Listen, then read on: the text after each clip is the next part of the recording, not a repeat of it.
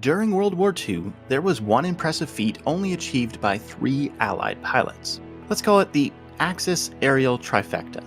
That is, an air-to-air victory against an enemy plane from each of the 3 Axis powers. Today, it almost reads like a challenge a video game would give you to get some lame XP bonus. Something you can finish off quickly in a random online lobby, assuming you find someone purposely flying an Italian aircraft. But when you consider the logistics of actually completing this during World War II, it's really surprising that even one pilot was able to pull it off. Louis Edward Curdes is one of these 3 overachievers that defied the odds in logistics. But he separates himself from the other 2 due to one important distinction. After completing the challenge against the Axis side, he immediately started working on collecting the whole set. Yes, this is the story of an American pilot who purposely shot down one of his own. It has been estimated that as much as 80% of the aerial victories in World War II can be attributed to just 20% of the active fighter pilots, likely due to a combination of natural skill and opportunity. And right from the start of his tour, Louis proved that he had the skill to take advantage of his opportunities. Now, I wasn't able to determine how many pilots have earned a Distinguished Flying Cross during their first combat mission, but I'm sure it has to be a pretty exclusive club as well. Yes, flying a P-38 Lightning he named Good Devil, this rookie took down 3 German aircraft during his very first mission. Then, a few weeks later, 8 Me-109s engaged the fighter group while they were escorting B-52 Mitchell bombers over the Mediterranean. At the end of that day, Louis Curdes flew home to paint 2 more swastikas on his P-38. With 5 kills to his credit, he was now an ace. In late June, Louis added a little variety to his killboard when he shot down an Italian Mach-E 202. But his run of good fortune was about to come to an end. On August 27, 1943, Louis's squadron ended up in a massive furball with as many as 50 enemy aircraft. During the battle, Curdes managed to shoot down 2 more Me-109s before it was time for the group to disengage and head back to base. But then a fellow pilot called to say they were still pinned down by the enemy aircraft. At this point in the mission, it was against regulations to turn back, but that didn't matter to Louis Curdes. He dove back into the fray and ended up in a turning dogfight with another Me-109 that lasted for over half an hour. After being injured by a few shots through his canopy, Louis decided it was time to leave. But as he put some distance between himself and the Germans, he realized that the extended aerial duel had burned up all his fuel. Home wasn't going to be an option. After a wheels-up landing on a beach near Salerno, Louis was immediately captured by Italian troops. It seemed for Louis Curdes, the war was over. But just 12 days after his capture, opportunity found Louis again. Italy surrendered to the Allies on September 8, 1943, and in response, the Germans moved in to occupy the country. The Italian guards immediately abandoned their posts, but not before giving Louis and 18 other American prisoners their freedom.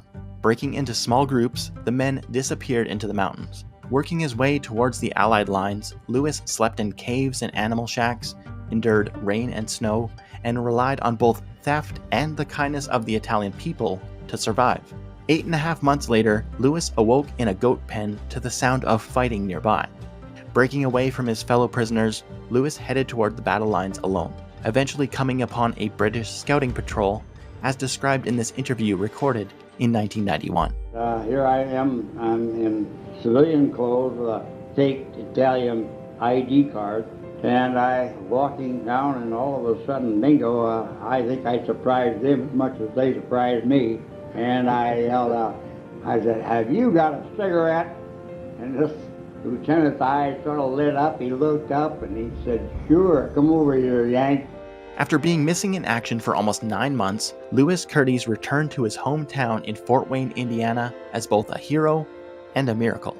After a summer on leave, Louis decided that he wasn't ready to live his life in peace while war was still raging abroad. Thus, he volunteered for another tour that fall. This time, Louis would be heading to the Pacific, facing a new enemy and flying an entirely new type of aircraft.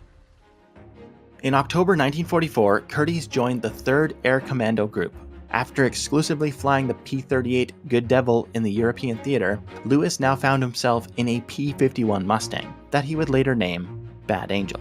By February 1945, Japanese planes were getting to be pretty rare in the region. But once again, Louis Curdes found his opportunity.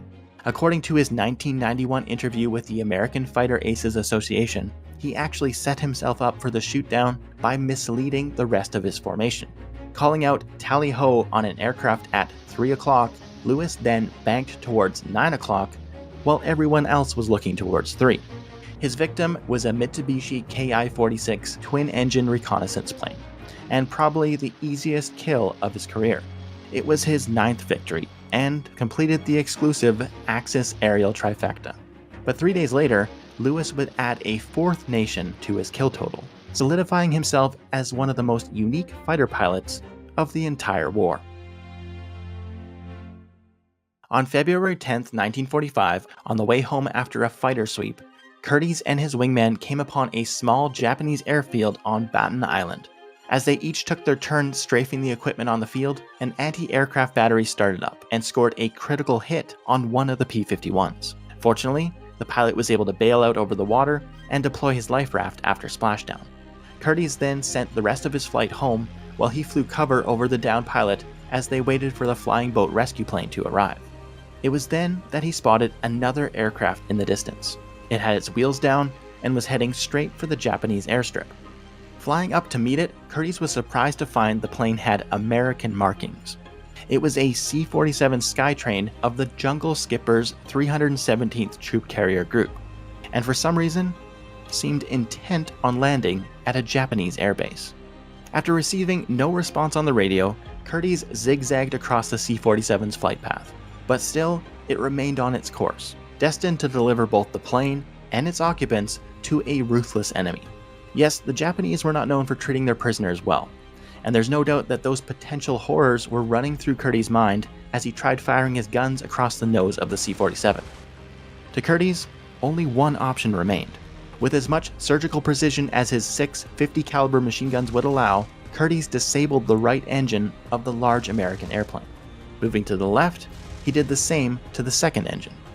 Powerless, the C-47 was forced to ditch in the sea, short of its intended destination. As the wet but unharmed passengers climbed into their life rafts, they were no doubt wondering what had come over this P-51 pilot that had just shot them out of the sky. Meanwhile, low on fuel, Curdes was forced to leave the area. It was late, and the rescue flight for both the C-47 crew and the downed fighter pilot was going to have to wait until morning.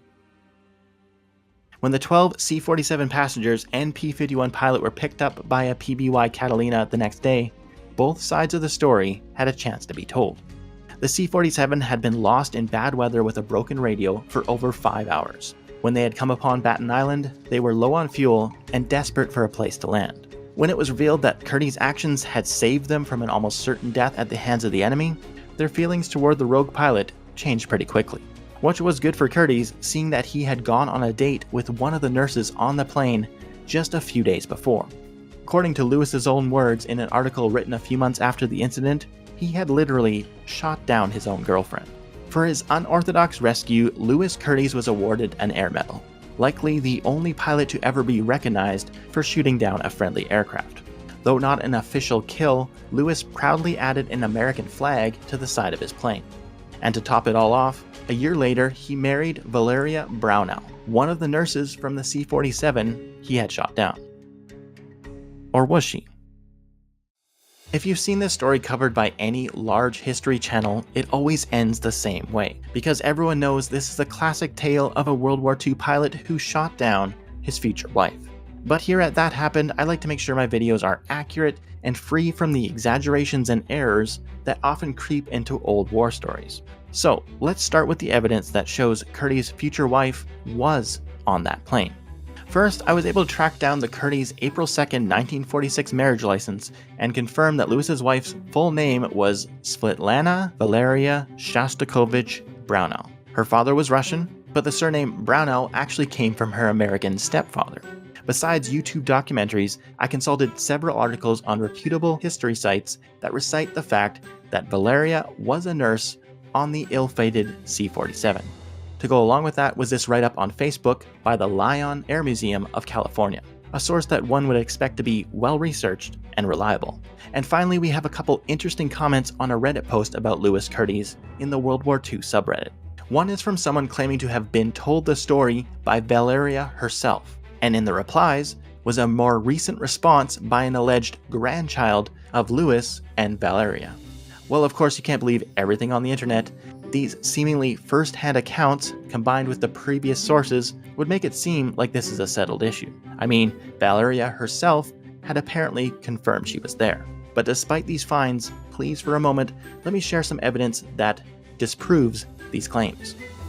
First of all, Valeria Brownell wasn't ever a nurse.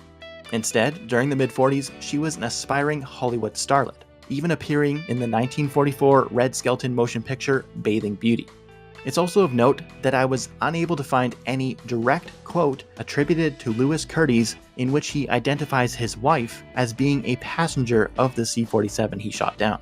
In the hour-long recorded 1991 interview that I referenced earlier, Louis confirms his wife's Russian heritage and discusses the C-47 incident, but never mentions that his future wife was on board. The last piece of information I was able to gather is probably the most conclusive. In a story about Louis Curdes found in the January 2017 issue of Aviation History magazine, writer Don Holloway featured several family pictures that were supplied by Valeria Whitney, the daughter of Louis Curdes and Valeria Brownell. When I reached out to Don Holloway by email, he confirmed that he had been personally told by the younger Valeria that her mother was not the nurse on the C-47. From here, I decided to take my newfound info back to Reddit and see if Louis's alleged grandchild would have a response. And to my surprise, they soon replied with the following: "Don't believe everything you read online or in the papers. The Allies knew the value of good propaganda, and a great story too. Shooting down the American plane is true. My grandmother wasn't Russian. The family generally prefers to let the myth stand for most of the details." While I would agree that Valeria wasn't really a Russian, having never even been to the country, I would have to counter with the fact that we have conclusively proven in this video that she does have a Russian heritage. As for that last statement, while it is a little cryptic, I think it has the information we need to finally put this debate to rest and correct the misinformation that continues to spread. Here's how I see it. Louis Curdes died in February 1995. Meanwhile, his wife lived on until age 87, passing away in October 2013. It really seems it was during this internet age that the rumors of Louis shooting down his future wife really started to gain traction. If you put yourself in Valeria's position, you can see how it would be a frustrating thing to deal with, especially as she was advanced in age. Valeria no doubt wanted to share and preserve her husband's legacy, but doing so would most likely mean having to correct every single person that would ask what it was like to be shot down by her future husband. Perhaps at a certain point, it was easier just to embrace and confirm the claims. And who can really fault her for that? It didn't hurt anyone and allowed her to be a part of his incredible story.